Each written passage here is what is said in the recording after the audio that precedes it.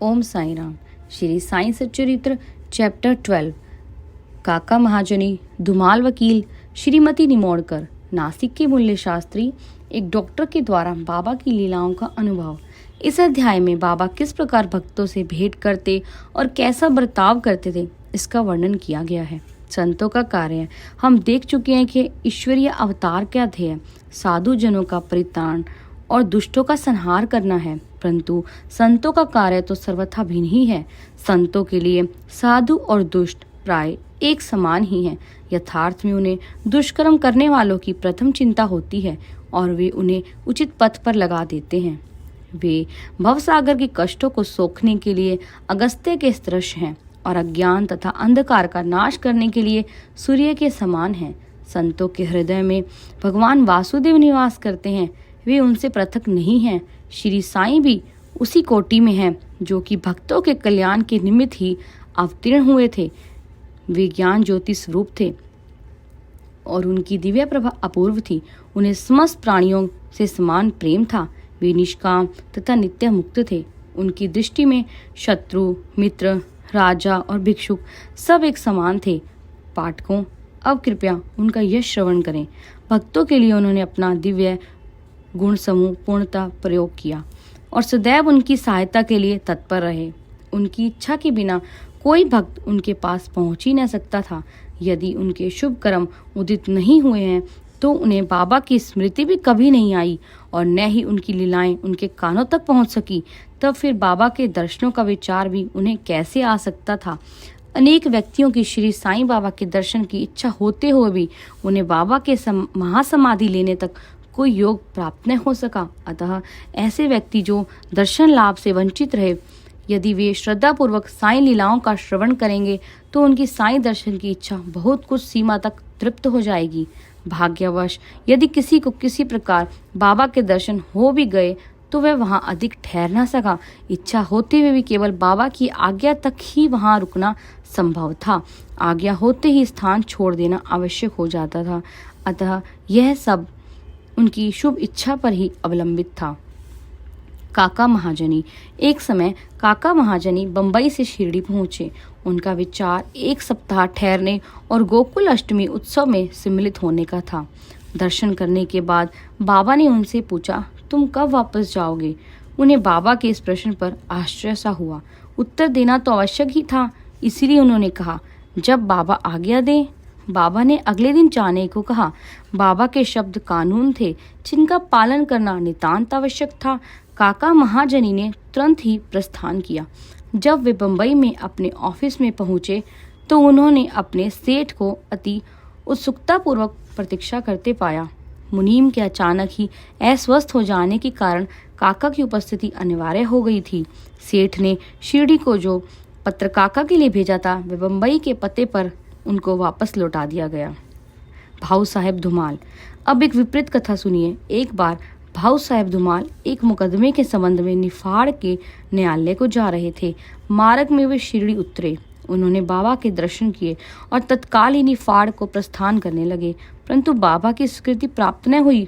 उन्होंने उन्हें शिरडी में एक सप्ताह और रोक लिया। इसी बीच में निफाड़ के न्यायाधीश उदर पीड़ा से ग्रस्त हो गए। इस कारण उनका मुकदमा किसी अगले दिन के लिए बढ़ाया गया। एक सप्ताह बाद भाऊ साहेब को लौटने की अनुमति मिली। इस मामले की सुनवाई कई महीनों तक और 4 न्यायाधीशों के पास हुई। फलस्वरूप धुमाल ने मुकदमे में सफलता प्राप्त की और उनका मुवक्किल मामले में बरी हो गया। श्रीमती निमोड़कर। श्री नाना साहब निमोड़कर, जो निमोड़ के निवासी और अवैतनिक न्यायाधीश थे, शिरडी में अपनी पत्नी के साथ ठहरे हुए थे। निमोड़कर तथा उनकी पत्नी बहुत सा समय बाबा की सेवा और उनकी संगति में व्यतीत किया करते थे। एक बार ऐसा प्रसंग आया कि उनका पुत्र बेलापुर में रोग से पीड़ित हो गया। तब उसकी माता ने वहां जाकर अपने पुत्र और अन्य संबंधियों से मिलने तथा कुछ दिन वहीं व्यतीत करने का निश्चय किया, परंतु श्री नाना साहब ने दूसरे दिन ही उन्हें लौट आने को कहा। वे असमंजस में पड़ गई कि अब क्या करना चाहिए, परंतु बाबा ने सहायता की। शिरडी से प्रस्थान करने के पूर्व वे बाबा के पास गई।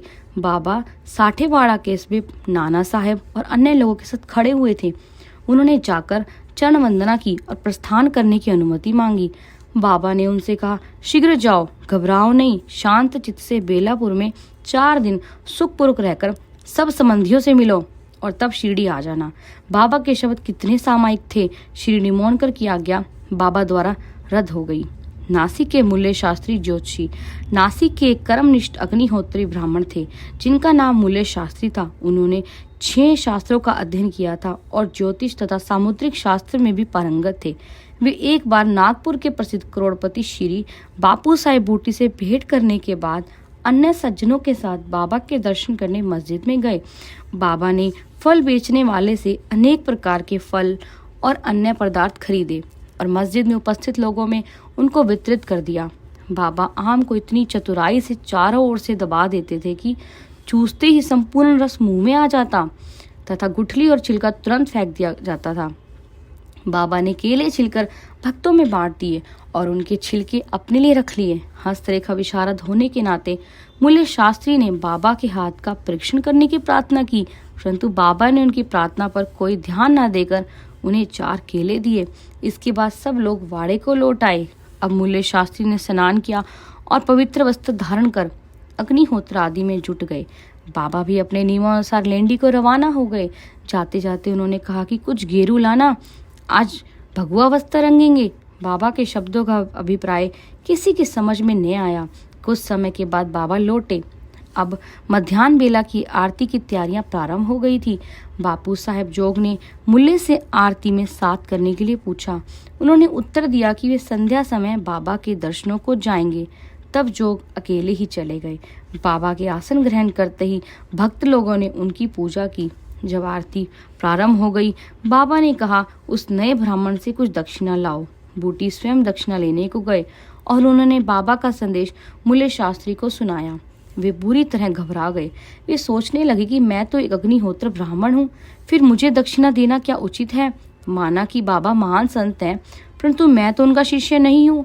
फिर भी उन्होंने सोचा कि जब बाबा सरीखे महान संत दक्षिणा मांग रहे हैं और बूटी सरीखे करोड़पति लेने को आए हैं, तो वे अवहेलना कैसे कर सकते हैं। इसीलिए वे अपने कृत्य को अधूरा ही छोड़कर तुरंत बूटी के साथ मस्जिद को गए। वे अपने को शुद्ध और पवित्र तथा मस्जिद को अपवित्र जानकर कुछ अंतर से खड़े हो गए और दूर से ही हाथ जोड़कर उन्होंने बाबा के ऊपर पुष्प फेंके। एकाएक उन्होंने देखा कि बाबा के आसन पर उनके कैलाशवासी गुरु गोलप स्वामी विराजमान हैं। अपने गुरु को वहां देखकर उन्हें महान आश्चर्य हुआ। कहीं यह स्वप्न तो नहीं? नहीं, यह स्वप्न नहीं, मैं पूर्ण जागृत हूँ। परंतु जागृत होते हुए मेरे गुरु महाराज यहाँ कैसे आ पहुंचे? कुछ समय तक उनके मुंह से एक शब्द न निकला। उन्होंने अपने को चिकोटी ली और पुनः विचार किया, परंतु वे निर्णय न कर सके कि कैलाशवासी गोलप स्वामी मस्जिद में कैसे आ पहुंचे। फिर सब संदेह दूर करके वे आगे बढ़े और गुरु के चरणों पर गिर हाथ जोड़कर स्तुति करने लगे। दूसरे भक्त तो बाबा की आरती गा रहे थे, परंतु मूल्य शास्त्री अपने गुरु के नाम की ही गर्जना कर रहे थे। फिर सब जाति पाति का अहंकार तथा पवित्रता और अपवित्रता की कल्पना त्याग कर वे गुरु के श्री चरणों पर पुनः गिर पड़े। उन्होंने आंखें मूंद ली, परंतु खड़े होकर जब उन्होंने आंखें खोली तो बाबा को दक्षिणा मांगते हुए देखा। बाबा का अनंत स्वरूप हो और उनकी अनिवर्चनीय शक्ति देख मूल्य शास्त्री आत्म विस्मृत हो गए। उनके हर्ष का पारावार न रहा। उनकी आंखें अश्रुपूरित होते हुए प्रसन्नता से नाच रही थी। उन्होंने बाबा को पुनः नमस्कार किया और दक्षिणा दी। मूल्य शास्त्री कहने लगे कि मेरे सब संशय दूर हो गए हैं। आज मुझे अपने गुरु के दर्शन हुए। बाबा की अद्भुत लीला देखकर सब भक्त और मूल्य शास्त्री द्रवित हो गए। गेरू लाओ, आज भगवा वस्त्र रंगेंगे। बाबा के इन शब्दों का अर्थ अब सबकी समझ में आ गया। ऐसी अद्भुत लीला श्री साईं बाबा की थी। डॉक्टर एक समय एक मामलतदार अपने एक डॉक्टर मित्र के साथ शिरडी पधारे। डॉक्टर का कहना था कि मेरे इष्ट श्री राम हैं, मैं किसी यवन को मस्तक नहीं नमाऊंगा। अतः वे शिरडी जाने में असहमत थे। मामलतदार ने समझाया कि तुम्हें नमन करने को कोई बाध्य नहीं करेगा और न ही तुम्हें कोई ऐसा करने को कहेगा। अतः मेरे साथ चलो, आनंद रहेगा। वे शिरडी पहुंचे और बाबा के दर्शन को गए, परंतु डॉक्टर को ही सबसे आगे जाते देख और बाबा की प्रथम चरण वंदना करते देख सबको बड़ा विस्मय हुआ। लोगों ने डॉक्टर से अपना निश्चय बदलने और इस भांति एक यवन को दंडवत करने का कारण पूछा। डॉक्टर ने बतलाया कि बाबा के स्थान पर उन्हें अपने प्रिय इष्ट देव श्री राम के दर्शन हुए हैं और इसीलिए उन्होंने नमस्कार किया। जब वे ऐसा कह रहे थे तभी उन्हें साईं बाबा का रूप पुनः दिखने लगा। वे आश्चर्यचकित होकर बोले, क्या यह स्वप्न है? ये यवन कैसे हो सकते हैं? अरे अरे, यह तो पूर्ण योग अवतार हैं। दूसरे दिन से उन्होंने उपवास करना प्रारंभ कर दिया। उन्होंने प्रतिज्ञा की, जब तक बाबा स्वयं बुलाकर आशीर्वाद नहीं देंगे तब तक मस्जिद में कदापि न जाऊंगा। इस प्रकार 3 दिन व्यतीत हो गए। चौथे दिन उनका एक इष्ट मित्र खानदेश से शिरडी आया। वे दोनों मस्जिद में बाबा के दर्शन करने गए। नमस्कार होने के बाद बाबा ने डॉक्टर से पूछा, आपको बुलाने का कष्ट किसने किया? आप यहाँ कैसे पधारे? यह प्रश्न सुनकर डॉक्टर द्रवित हो गए और उसी रात्रि को बाबा ने उन पर कृपा की। डॉक्टर को निद्रा में ही परमानंद का अनुभव हुआ। वे अपने शहर लौट आए तो भी उन्हें 15 दिनों तक वैसा ही अनुभव होता रहा। इस प्रकार उनकी साईं भक्ति कई गुना बढ़ गई। उपयुक्त कथाओं की शिक्षा विशेषतः मूल्य शास्त्री की यही है कि हमें अपने गुरु में दृढ़ विश्वास होना चाहिए। अगले अध्याय में बाबा की अन्य लीलाओं का वर्णन होगा। श्री सद्गुरु साईनाथ अर्पणमस्तु। शुभम भवतु।